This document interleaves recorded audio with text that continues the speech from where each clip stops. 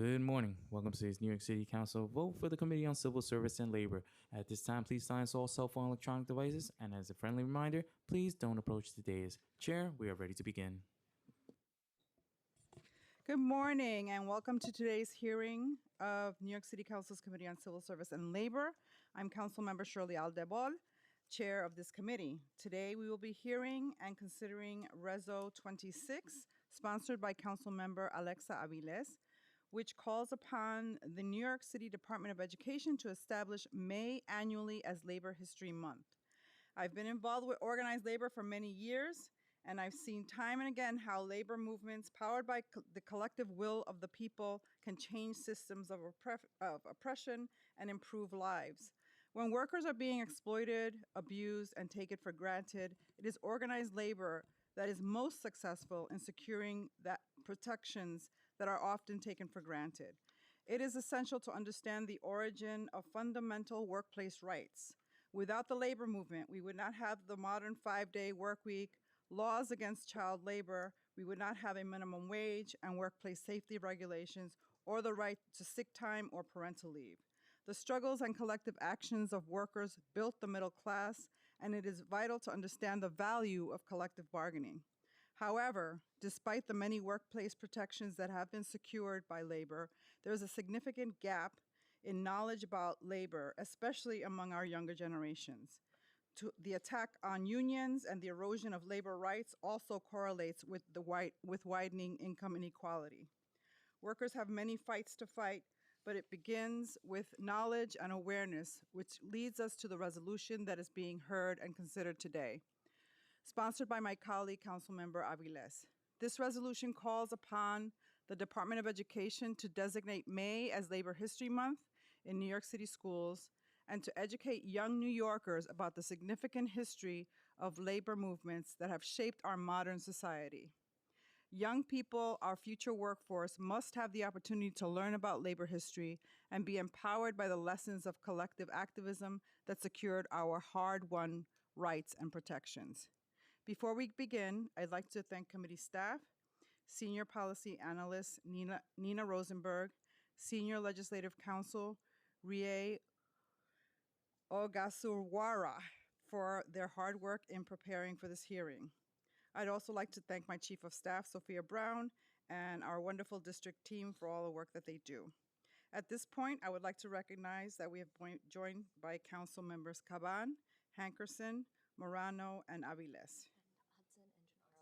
And Hudson, Council Members Hudson and Councilmember Gennaro are on Zoom. Oh, you're right here. I did not see you. You snuck in. Councilmember Hudson is here in person. I will now turn to Councilmember Aviles for her opening statement. Good morning, and thank you, Chair Aldebol and members of the committee. Today, I'm just really proud to bring Resolution 26 to a vote. This resolution calls on the New York City Department of Education to establish May as Labor History Month in New York City public schools. We all know that New York City is the wealthiest city in the country, but New York is also a working class city where workers from all backgrounds have done the work that produces that wealth. Working class New Yorkers have often suffered greatly on the job, but they've also come together through the labor movement to fight for justice, from dock workers transforming their dangerous and low-paid industry, to garment workers fighting for workplace safety, to food delivery workers organizing for dignified and decent pay. This is a proud history, yet the story of organized working class power is rarely mentioned in our history books. This resolution would work to change that so that our students learn the history of average New Yorkers working together to demand better wages, better working conditions, and a better city. In learning our city's labor history, our students will see themselves in that labor struggle throughout New York City's history and know that they too have the power to create transformative change. Thank you, and please vote yes on Resolution 26. Thank you, Councilmember Aviles. I now open the floor to public testimony on Resolution 26. Before we begin, I remind members of the public that this is a formal government proceeding and that decorum shall be observed at all times. As such, members of the public shall remain silent at all times. The witness table is reserved for people who wish to testify. No video recording or photography is allowed from the witness table. Further, members of the public may not present audio or video recordings as testimony, but may submit transcripts of such recordings to the Sergeant at Arms for inclusion in the hearing record. If you wish to speak at today's hearing, please fill out an appearance card with the Sergeant at Arms and wait for your name to be called. Once you have been recognized, you will have 2 minutes to speak on today's legislation, Resolution 26, on establishing May annually as Labor History Month in New York City schools.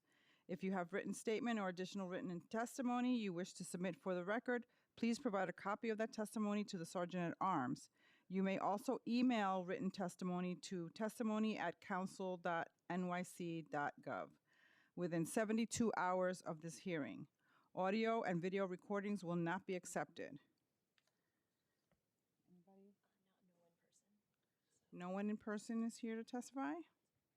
Okay. Well, thank you all. If someone's on Zoom? Okay. Anybody here? Nobody here wants to speak? Okay. So seeing no one in the chamber to speak, I'll now shift to Zoom testimony. Norma Simon. Good morning. Good morning. Thank you for allowing me to testify this morning. Can you hear me? Yes. Okay. I'm testifying as a former city employee. I appreciate the resolution that you wish to include today for labor to be a part of the educational criteria here in New York City. But I would like to propose a resolution that has labor hearings, such as like grievance hearings. When you are represented by your union, such as DC 37, that labor hearings and the grievance hearings be on the record, like this testimony is being done today. It would help city workers as far as having the testimony on the record, because I had a grievance hearing that was not on the record, and the decision did not reflect the testimony Miss- that was provided. Miss Simon, It's pronounced Simone. Yes? Simone, I'm sorry. Yeah, could you speak to the resolution itself? In terms of the resolution itself, if you're going to provide students with labor information, it would be helpful to have labor hearings on the record. Thank you. You're welcome. Anybody else? I'd like to recognize Councilmember Narcisse, who's joined us. No one else? Okay. Well, if you're currently on Zoom and wish to speak but have not yet had the opportunity, please use the raise your hand function and our staff will unmute you. Okay, seeing no one else, I would like to note that everyone can submit written testimony to testimony@council.nyc.gov within 72 hours of this hearing. With that, the hearing portion of today's meeting is now concluded, and I will turn to the clerk to call the roll for a vote on this resolution. Thank you. Good morning. William Martin, Committee Clerk. Roll call vote, Committee on Civil Service and Labor. Resolution 26. Chair Aldebo. Aye. Gennaro. Aye. Thank you. Caban. Aye. Hudson. Aye, and thank you to Councilmember Aviles and Chair Aldebal for their steadfast support of union workers. Nycc. Aye. Hankerson. Aye. Morano.